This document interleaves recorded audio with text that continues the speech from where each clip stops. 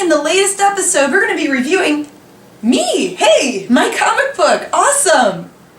I'm Dave. And I'm Rick. This issue we're going to talk about Supergirl issue number 29. Now this story takes place before Red Lantern 28, so she is still wild, still in a rage fit before she gets to the lake on planet Red Lantern. Yeah, that slips my mind too, sorry. So anyway, she finds her friend Siobhan, and Siobhan's trying to calm her down, trying to stop it. In the process, it triggers her curse where she becomes the Banshee. And the Banshee side of Siobhan and Siobhan are trying to work together to stop Supergirl, but Siobhan does not fully trust the Banshee side of her to take complete control of her. Plus, Banshee doesn't know if Lobo's dead or alive because he wasn't moving, but Lobo's pretty pissed off that his ship's been destroyed by Supergirl's heat vision. But Banshee is trying to hold her own against Supergirl so she doesn't destroy the whole city and plus her apartment. And then somehow Banshee is able to teleport them out of the city and into the countryside or something like that. Yeah, get someplace out of town so they're not destroying everything.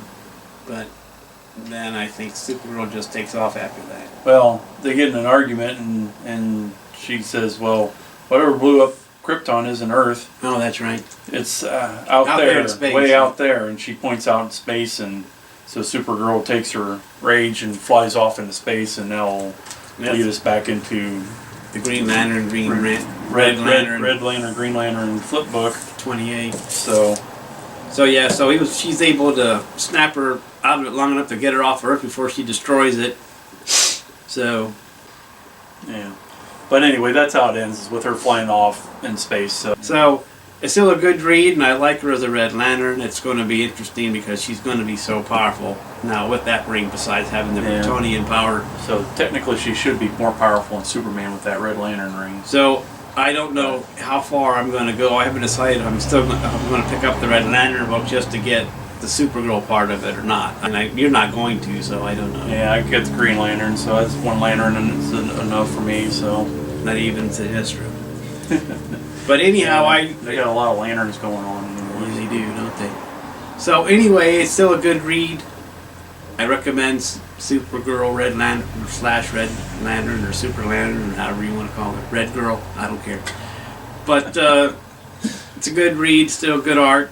So I'll continue to pick it up. Alrighty, me too. So see you later. Bye. Well, the full origin of when I started was, a buddy of mine, I'd go to his pad apartment, he'd bring out this metal box and he had stacks and stacks of these different Marvel titles. Submariner, Fantastic Four, Spider-Man, Captain America, Falcon, and all this stuff. And you're like, wow, this is great. Then one summer, it's my allowance, and we walked to town, 82 miles to get to downtown. And there were 3 stores retail shops that sold the comics. And so there were times where, they sold, you might find Iron Man 57 here, go to the next place and find Iron Man 58 or 56 if you missed it. Yeah. As an example. Yeah, because they weren't real consistent sometimes back in. Books they weren't in the stores, so that's when I went there and I bought those 3 books. That's what I found. I think I only had enough for 3 books at the time. They were 25 cents.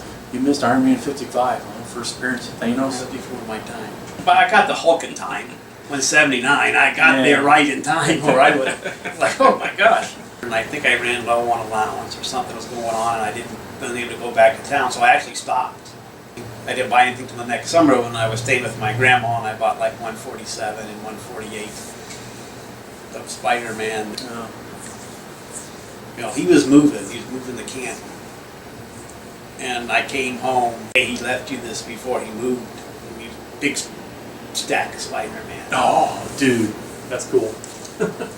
119, 120, I was missing 121, 122. But 123 to 153 solid. Oh my. All of them. Right there, this big stack.